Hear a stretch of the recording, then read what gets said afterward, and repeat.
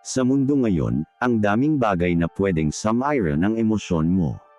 Mga bashers, rejection, problema sa trabaho, relasyon, o kahit maliit na bagay gaya ng comment sa social media, lahat yan pwedeng makaapekto sa'yo.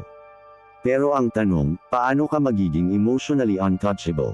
Paano ka mananatiling kalmado, matatag, at hindi basta nadadala ng emosyon? Sa video na ito, aalamin natin ang sekreto ng mga Stoic philosophers tulad ni Marcus Aurelius, Seneca, at Epictetus kung paano maging isang lalaki na hindi basta natitinag ng mundo. Kapag sinabi nating emotional untouchable, hindi ibig sabihin na wala ka ng nararamdaman. Hindi ito pagiging bato o malamig. Ang ibig sabihin nito ay, marunong kang mag-control ng emosyon mo. Hindi ka nagpapadala sa galit, lungkot, o kaba. Hindi mo hinahayaan na sirain ng iba ang peace of mind mo.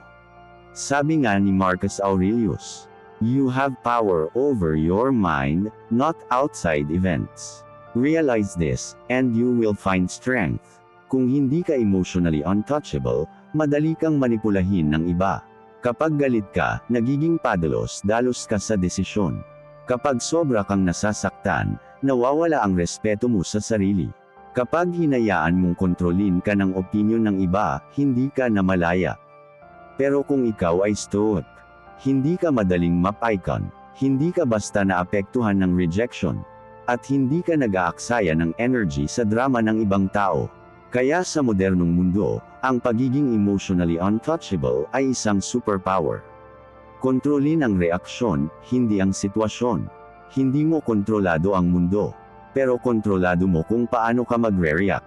Kapag may basher, kalmado ka. Kapag may rejection, hindi ka bumibigay. Point 2. Paghiwalayin ang emosyon sa katotohanan. Kapag may nangyari, huwag agad padadala sa emosyon.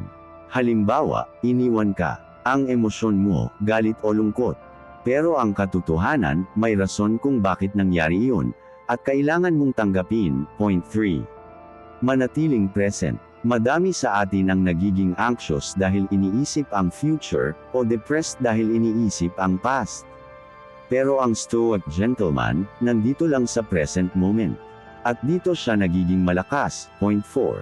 Huwag mag-seek ng validation. Kung hinahayaan mong kontrolin ka ng likes, comments, o opinion ng iba, hindi ka kailanman magiging malaya.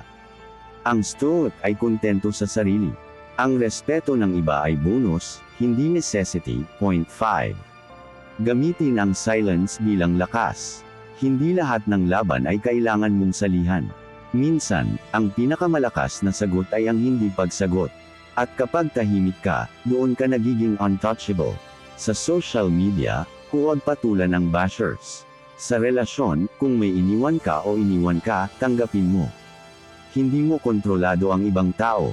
Sa trabaho, kapag may criticism, huwag ma-offend.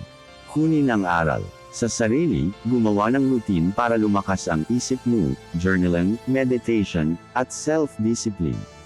Ang pagiging emotionally untouchable ay hindi pagiging malamig. Ito ay pagiging malakas, disiplinado, at hindi madaling masira. Kung gusto mong maging Stoic gentleman na may respeto, kalmado, at dignidad, simulan mong i-practice ang mga prinsipyong ito araw-araw. Tandaan, ang mundo ay puno ng ingay at negativity. Pero kung ikaw ay Stoic, mananatili kang tahimik, matatag, at untouchable. Kung nagustuhan mo ang video na ito, huwag kalimutang i-like, i-subscribe, at i-share para mas marami pang matuto kung paano maging Stoic sa modernong mundo.